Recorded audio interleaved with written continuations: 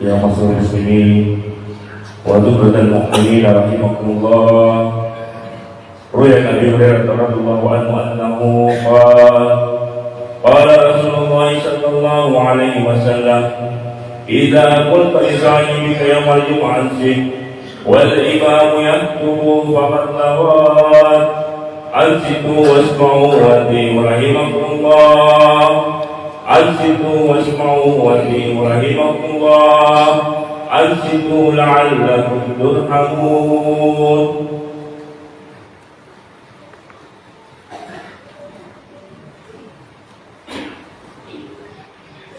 اللهم صل على سيدنا محمد، اللهم صل على سيدنا محمد، اللهم صل على سيدنا وحبيبنا ومولانا محمد. اللهم قوي الإسلام والإيمان من المسلمين والمسلمات والمؤمنين والمؤمنات الأحياء منهم والأموات برحمتك يا أرحم الراحمين.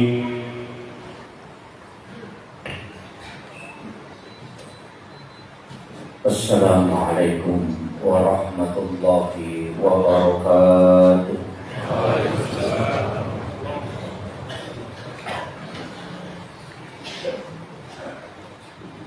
الله أكبر الله أكبر الله أكبر الله أكبر. أشهد أن لا إله إلا الله، أشهد أن لا إله إلا الله،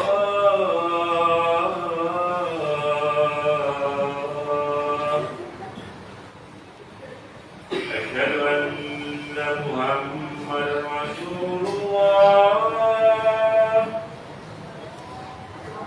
أشهد أن محمد رسول الله.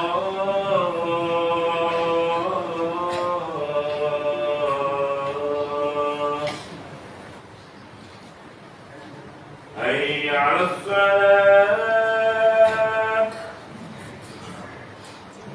حي على الصلاة،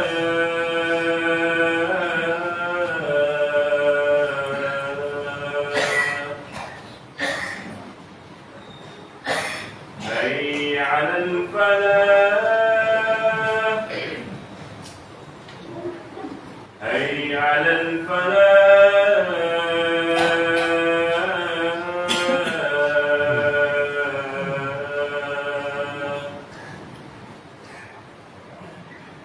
الله أكبر الله أكبر. لا إله إلا الله.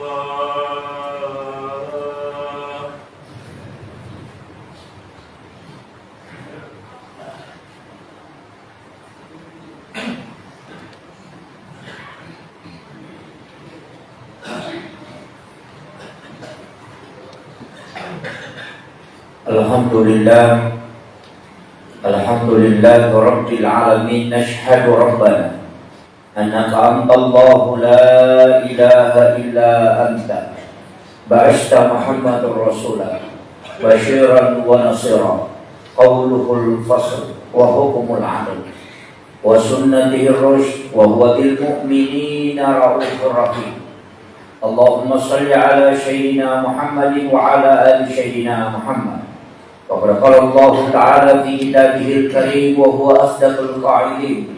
A'udzu billahi minasy syaithanir rajim. Bismillahir rahmanir rahim. Ya ayyuhalladzina amanu taqullaha haqqa tuqatih wa la tamutunna illa wa antum muslimun. Wa qala 'aidan. A'udzu billahi minasy syaithanir rajim. يا أيها الذين آمنوا إذا نودي للصلاة من يوم الجمعة فاسعوا إلى ذكر الله وذروا البيع ذلكم خير لكم إن كنتم تعلمون. صدق الله العظيم ونحن على ذلك من الشاهدين والشاكرين ولا حول ولا قوة إلا بالله وهو العلي العظيم. Ma'asyiral muslimin, sidang jamaah Jumat yang insyaallah dirahmati dan dimuliakan oleh Allah Subhanahu wa taala. Alhamdulillah wa syukrillah wa la haula wa la quwwata illa billahi wa huwal aliyyil azim. Hasbunallah wa ni'mal wakil, ni'mal maula wa ni'man nasir. Kita bersyukur kepada Allah Subhanahu wa taala karena pada saat ini kita diberikan iman, Islam dan ihsan untuk senantiasa mendekatkan diri kepada Allah Subhanahu wa taala. Pembuktian itu kita telah buktikan di hadapan Allah dengan menghadiri pelaksanaan ibadah Jumat. Mudah-mudahan ibadah yang kita laksanakan pada siang hari ini menjadi ibadah yang terbaik dari sekian banyak ibadah Jumat yang telah kita laksanakan. Karena kadang-kala ketika kita memiliki rutinitas ibadah, kadang kita tidak memperhatikan kesempurnaan dalam pelaksanaannya karena kita menganggap hal ini biasa-biasa saja. Padahal baginda Rasulullah Sallallahu Alaihi Wasallam telah mewasiatkan kepada kita bahwasanya seandainya umatku mengetahui fadilah yang terkandung dalam pelaksanaan ibadah Jumat, ketika mereka tidak mampu mendatangi sholat Jumat dengan berjalan, maka dia akan merangkak untuk melaksanakan ibadah Jumat. Ketika mereka tidak mampu merangkak untuk menunaikan sholat Jumat, maka dia akan membayar orang-orang untuk mengantarkan dia sampai untuk melaksanakan sholat Jumat. Begitu mulia dan begitu agung hamba Allah yang telah menunaikan sholat Jumat, karena di dalamnya ada berbagai macam keberkahan yang Allah simpan di dalam pelaksanaan ibadah Jumat. Bahkan dalam satu hadis yang membicarakan tentang akhir zaman, dari 10 tanda-tanda kiamat besar, akan ada 2 di dalamnya yang membicarakan tentang keutamaan sholat Jumat ini. Sehingga jamaah Jumat sekalian, saya mengajak kepada hadirin untuk menunaikan sholat Jumat ini dengan sempurna. Jangan kita menganggap bahwa sholat ini adalah sholat biasa. Sekiranya orang mengetahui fadilah yang terkandung di dalam sholat Jumat, maka dia akan berpagi-pagi datang ke masjid untuk melaksanakan sholat Jumat, untuk menunggu waktu sholat Jumat masuk. Kenapa? Karena fadilah yang terkandung di dalamnya. Jemaah Jumat yang insyaallah dirahmati dan dimuliakan oleh Allah Subhanahu wa taala. Rasulullah Sallallahu Alaihi Wasallam pernah menyampaikan dalam suatu riwayat bahwa Nabiullah Isa alaihi salam meminta kepada Allah supaya diberikan hari Jumat kepadanya. Nabiullah Musa alaihi salam juga meminta supaya hari Jumat dihadiahkan kepadanya. Tapi Allah tidak memberikan kepada umatnya Nabi Musa dan juga tidak memberikan kepada umatnya Nabi Isa. Sehingga sholat Jumat ini dihadiahkan khusus Allah kepada umatnya baginda Rasulullah Muhammad Sallallahu Alaihi Wasallam. Akan tetapi Nabi Isa meminta kepada Allah Subhanahu Wa Taala agar mereka sempat melaksanakan sholat Jumat. Itulah sehingga di dalam hadis dikatakan, la taqumus hatta sarayatin, tidak akan terjadi kiamat kecuali datang 10 tanda. Salah satu dari 10 tanda itu adalah yanzilu Isa bin Maryam min manaratil bayda, turunnya Nabi Isa pada hari Jumat di manaratil bayda untuk melaksanakan sholat Jumat bersama dengan Imam Mahdi. Itulah sehingga di agama Nasrani dikenal dengan adanya Jumat Agung. Kenapa? Karena insya Allah Nabi Isa alaihissalam akan turun di akhir zaman dari manaratil bayda, dan itu akan melaksanakan sholat Jumat bersama dengan Imam Mahdi. Ini adalah doa Nabi Isa kepada Allah dan dia dikabulkan oleh Allah Subhanahu wa taala. Nabi Isa saja yang telah dijamin keselamatannya oleh Allah Subhanahu wa taala, seorang nabi dan rasul yang sangat agung dan sangat mulia. Apalagi kita sebagai hamba yang biasa, mestinya kita bersyukur ketika mampu melaksanakan sholat Jumat. Tapi kadangkala nikmat yang telah diberikan oleh Allah berupa hadiah pelaksanaan ibadah Jumat ini kita tidak terlalu memperhatikan karena kita menganggap biasa-biasa. Karena dalam setiap pekannya kita melaksanakan sholat ini. Sekiranya orang mengetahui hakikat yang terkandung di dalamnya, kata Nabi, maka dia akan berusaha semaksimal mungkin untuk melaksanakan sholat Jumat. Apa hikmah yang terkandung di salat Jumat dan apa hikmah yang terkandung pada hari Jumat? Rasulullah SAW dalam hadis yang sahih menyampaikan, siapa yang bersalawat kepadaku pada malam Jumat 100 kali, maka dia akan mendapatkan syafaatku kala yaumil akhir. Ketahuilah jemaah Jumat sekalian, untuk mendapatkan keselamatan di akhirat, kita hanya membutuhkan dua hal. Yang pertama adalah rahmat Allah, yang kedua adalah syafaat. Salah satu dari sekian banyak syafaat yang ada adalah syafaat baginda Rasulullah Muhammad SAW. Dan orang yang dijanjikan mendapatkan syafaat Rasulullah adalah orang yang bersalawat pada malam Jumat. Artinya apa? Sebenarnya salawat ini dianjurkan oleh Rasulullah untuk kita baca 100 kali. Salah satu hakikat di dalamnya adalah hidupkan malam Jumat dengan banyak berzikir dan bersalawat kepada Rasulullah SAW. Perintah itu tidak hanya membatasi bahwa 100, banyak amalan yang kita bisa lakukan. Bahkan ketika kita tidak mampu melaksanakan salawat itu, mungkin ada zikir-zikir lain yang bisa kita lakukan. Ada ulama kita yang memiliki khususnya, kadang tidak tidur selama malam Jumat itu sampai paginya hanya beribadah. Karena kenapa? Malam Jumat itu adalah malam di mana pintu langit dibuka oleh Allah, dan siapa yang berdoa maka doanya pasti akan tembus ke arah. Masyarakat muslimin sidang jamaah Jumat yang insyaallah dirahmati dan dimuliakan oleh Allah Subhanahu wa taala. Kemudian yang kedua, Rasulullah mengatakan igsilu qabla Jum'ah, mandilah kalian sebelum melaksanakan sholat Jumat. Ini juga sunnah yang sering kita lupakan, di mana mandi sunnah Jumat ini adalah salah satu tata cara mandi yang diajarkan langsung oleh Rasulullah kepada sahabatnya. Kadang-kala ketika kita ingin melaksanakan sholat Jumat, kita hanya mandi sekali, padahal mandi sunnah Jumat itu adalah mandi 2 kali.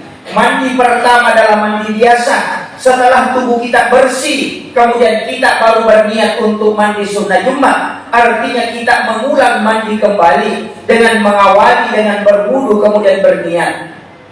Akan tetapi ulama kita mengatakan lebih afdal ketika kita mandi sunnah Jumat, kita tidak mencuci kaki. Wudu kita hanya sampai mengusap kepala dengan telinga. Kaki kita tidak cuci pada saat berwudu pertama. Akan tetapi memiliki syarat, pada saat kita mandi jangan mengangkat kaki dari lantai. Nanti setelah mandi kemudian kita langsung mencuci kaki, karena itu tidak usah lagi mengulang wudunya. Kecuali pada saat kita mandi kita menyentuh kemaluan tanpa pelapis dengan telapak tangan, maka kita harus mengulang wudu kembali. Kemudian setelah itu Rasulullah menganjurkan mengambil pakaian yang bagus, bukan pakaian yang baru. Kita hanya mengambil pakaian yang bagus, kemudian menggunakan wewangian. Kemudian Rasulullah meminta kita berjalan kaki untuk menunaikan sholat Jumat. Walaupun kita memiliki kendaraan, kalau jaraknya masih bisa ditempuh dengan jalan kaki, hendaknya kita berjalan kaki. Kenapa? Ada beberapa anjuran agama kita untuk berjalan kaki. Yang pertama, ketika menunaikan sholat hari raya Idul Fitri dan Idul Adha, kita dianjurkan berjalan kaki. Ketika mengantar jenazah, kita juga dianjurkan berjalan kaki. Ketika menunaikan sholat Jumat, kita juga dianjurkan berjalan kaki. Rasulullah mengatakan siapa yang melangkah untuk menunaikan sholat Jumat berjalan kaki menuju ke masjid, setiap satu langkah kakinya dihitung oleh Allah satu tahun pelaksanaan sholat malam dan 1 tahun puasa sunnah. Jadi kalau kita melangkah ke masjid ini dengan 40 langkah, maka kita terhitung 40 tahun melaksanakan sholat malam dan juga puasa sunnah. Inilah fadilah yang terkandung sehingga Rasulullah mengatakan ketika engkau tidak mampu berjalan, engkau akan merangkak untuk menunaikan sholat Jumat. Jemaah Jumat yang insya Allah dirahmati dan dimuliakan oleh Allah Subhanahu wa taala. Kemudian yang ketiga, fadilah dalam pelaksanaan ibadah Jumat.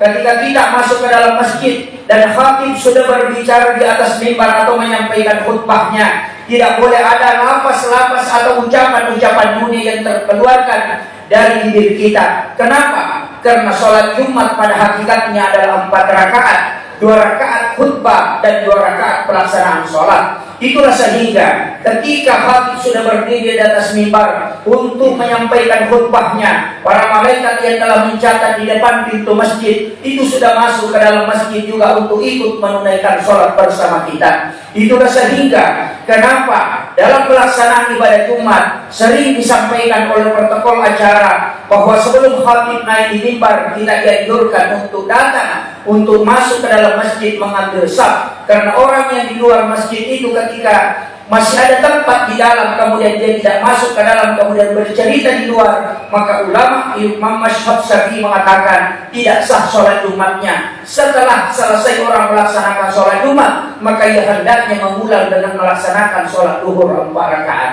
Inilah yang kita khawatirkan ketika kita menganggap diri kita telah menunaikan sholat Jumat, tapi tidak terhitung telah melaksanakan sholat Jumat. Itulah sehingga kita dianjurkan untuk masuk ke dalam masjid dan tidak berbicara ketika khatib sudah berdiri di atas mimbar. Jamaah Jumat yang insya Allah dirahmati dan dimuliakan oleh Allah Subhanahu wa Ta'ala. Dalam hari Jumat ini juga Allah telah membuka pintu langit. Yang pertama ketika masuk maghrib Jumat pada hari Kamis sore. Sebelum masuk maghrib Jumat kita dianjurkan untuk berdoa, karena saat itu pintu langit dibuka oleh Allah. Yang kedua, ketika khatib duduk di atas mimbar untuk mengambil khutbah kedua, di situ juga pintu langit terbuka. Kemudian yang ketiga, ba'dal maktubah bi sholatil asr yaumil jum'ah, sesudah sholat asar sebelum merubah posisi duduk, masih dalam posisi tahiyat tanpa merubah posisi kaki, kemudian kita berdoa kepada Allah. Di situ juga doa mustajabah. Inilah waktu-waktu yang istimewa di hari Jumat yang hendaknya kita manfaatkan. Kemudian di hadis yang lain Rasulullah mengatakan bahwa siapa yang melaksanakan sholat Jumat, maka dosanya selama 1 pekan dari Jumat ke Jumat telah dihapuskan oleh Allah. Karena memang sesungguhnya setiap sholat fardu yang kita lakukan itu menggugurkan dosa-dosa. Tapi ada dosa yang tidak gugur dari sholat fardu kata Nabi, kemudian Allah kumpulkan nanti melaksanakan sholat Jumat, kemudian Allah bersihkan. Itulah artinya bahwa sholat Jumat ini adalah penghapus dosa dari Jumat ke Jumat, sedangkan sholat fardu adalah penghapus dosa dari waktu ke waktu. Inilah yang penting kita ketahui dalam pelaksanaan ibadah Jumat. Kenapa sholat Jumat ini diberikan kepada umatnya Rasulullah? Karena umat yang paling dicintai oleh Allah adalah umatnya baginda Rasulullah Sallallahu Alaihi Wasallam. Itulah sehingga kalau kita ingin menghitung-hitung umur kita jauh dibanding dengan umatnya Nabi Isa yang berumur sampai 1000 tahun, jauh dengan umatnya Nabi Musa yang berumur sampai 1000 tahun. Kalau umatnya Rasulullah, hanya Rasulullah mengatakan likulli syai'in hasabi wa hasabi ummati baina sittina wa sab'in. Setiap segala sesuatu ada waktunya, dan waktu umatku hanya antara 60-70 tahun. Artinya apa? Umur kita ini berkisar antara 60-70 tahun. Ketika kita ingin menghitung dengan nilai pahala, berapa waktu kita gunakan untuk sholat di hadapan Allah? Jika 5 menit satu waktu sholat kita gunakan, sholat duhur 5 menit, sholat asar, maghrib, isya dan subuh masing-masing 5 menit, berarti hanya 25 menit dalam 24 jam waktu kita pakai untuk menyembah kepada Allah. Ketika kita hitung yang setengah jam ini dengan nilai 60 tahun umur, mungkin hanya sekitar 2 tahun lebih nilai kita beribadah di hadapan Allah. Begitu banyak dosa dan kemaksiatan yang kadang kita lakukan tidak berbanding dengan jumlah umur yang kita gunakan untuk beribadah kepada Allah. Itulah sehingga umat Rasulullah dihadiahkan dengan sholat Jumat, dihadiahkan dengan keberkahan pahala. Dari situlah ada makna hakikat mengatakan ada umur yang pendek tapi berkah, ada umur yang panjang tapi jauh dari keberkahan. Mudah-mudahan di bulan Ramadan ini sholat Jumat yang kita laksanakan adalah sholat Jumat yang paling sempurna dan juga mengantarkan kita untuk mendapatkan syafaat baginda Rasulullah Muhammad Sallallahu Alaihi Wasallam. Jamaah Jumat yang insya Allah dirahmati dan dimuliakan oleh Allah Subhanahu Wa Taala. Walaupun dalam pelaksanaan sholat Jumat ada berbagai macam perdebatan ulama dalam hal-hal pelaksanaannya. Yang pertama, di masjid kita ini dilaksanakan azan 2 kali. Azan pertama dikumandangkan, kemudian melaksanakan azan yang kedua. Ada masjid-masjid yang tidak melaksanakan azan 2 kali, cukup dengan azan 1 kali. Perlu diketahui, baginda Rasulullah SAW tidak melaksanakan azan 2 kali di hari Jumat. Abu Bakar dan Umar juga tidak melaksanakan azan 2 kali. Sedangkan khalifah yang melaksanakan azan 2 kali adalah Khalifah Utsman bin Affan. Kenapa dia melakukan azan 2 kali? Karena sesungguhnya dia mengambil ijtihad dari apa yang dilakukan oleh baginda Rasulullah di subuh hari di bulan Ramadan. Karena di bulan Ramadan Rasulullah menganjurkan azan 2 kali. Ketika Bilal bin Rabah memandangkan azan, kita masih boleh makan. Sedangkan ketika Ummi Maktum yang azan, kita tidak boleh lagi makan. Karena di subuh hari di bulan Ramadan Rasulullah menyuruh Bilal azan lebih dulu, tapi itu belum masuk waktu subuh, hanya masuknya fajar kasih. Makanya dari kalau kita menarik pada waktu sekarang itu adalah waktu imsak. Itulah sehingga ketika masuk imsak kita masih boleh makan untuk menyelesaikan makanan yang ada. Tapi ketika Ummi Maktum azan, kita tidak boleh lagi makan. Artinya ketika masuk waktu subuh kita tidak boleh. Ada beberapa pemahaman yang keliru mengatakan ketika azan dikumandangkan sedangkan masih ada makanan di tanganmu, maka habiskanlah, karena itu masih boleh. Itu sebenarnya berlaku pada azannya Bilal, bukan berlaku pada azannya Ummi Maktum. Artinya berlakunya kalau saat ini adalah pada saat imsak, itu masih boleh menghabiskan makanan yang ada di tangan. Tapi ketika sudah masuknya fajar subuh, maka tidak boleh kita lagi makan, karena itu tanda masuknya waktu subuh. Ini yang harus dipahami. Membaca hadis tidak hanya sepintas melihat teksnya, akan tetapi kita juga harus melihat konteksnya yang ada. Jemaah Jumat yang insya Allah dirahmati dan dimuliakan oleh Allah Subhanahu wa Ta'ala. Kemudian kita berdiri melaksanakan sholat sunat antara azan dengan azan. Jangan anggap sholat itu adalah sholat sunat sebelum Jumat, karena Rasulullah tidak melakukan sholat sunat sebelum Jumat. Apakah ada sholat antara azan dengan azan? Karena ini jadi masalah. Rasulullah di hari Jumat hanya 1 kali azan. Kenapa kita melaksanakan sholat sunat antara azan dengan azan? Para ulama jumhur mengatakan ketika selesai azan pertama engkau ingin melaksanakan sholat sunat, maka bukan sholat sunat rawatib sholat Jumat, akan tetapi itu adalah sholat sunat mutlak atau sholat sunat mendekatkan diri kepada Allah Subhanahu wa Ta'ala. Boleh dikerjakan 2 rakaat, boleh dikerjakan 4 rakaat, sesuai jumlah waktu yang kita butuhkan. Ketika waktunya sempit, cukup laksanakan 2 rakaat. Maka niatnya adalah sholat sunat mutlak, jangan niatkan sebagai sholat sunat rawatib Jumat. Karena para ulama kita mengatakan tidak ada sholat sunat sebelum sholat Jumat. Itulah sehingga antara azan dengan azan kita berdiri melaksanakan sholat, maka niatkan sebagai sholat sunat mutlak, atau istilahnya sholat sunat mendekatkan diri kepada Allah Subhanahu wa Ta'ala. Barakallahu li wa lakum fil Qur'anil azim, wa nafa'ani wa iyyakum bima fihi minal ayati wa zikril hakim, wa taqabbal minni wa minkum tilawatahu innahu huwal ghafurur rahim.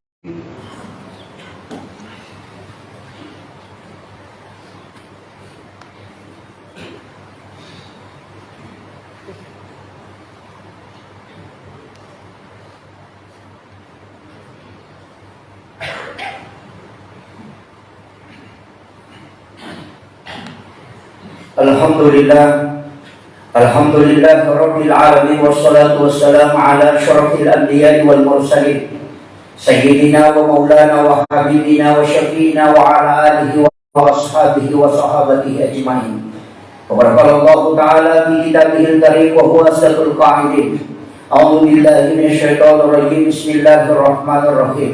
Ya ayyuhalladzina amanu taqullaha haqqa tuqatih wa la tamutunna illa wa antum muslimun. Wa'alamu anna Allah amarakum bi amrin fihi min nafsi wa thanna bil malaikati qudsi. Wa qala ta'ala inna Allah malaikatahu yusalluna 'alan nabi ya ayyuhalladzina amanu sallu 'alaihi wa sallimu taslima.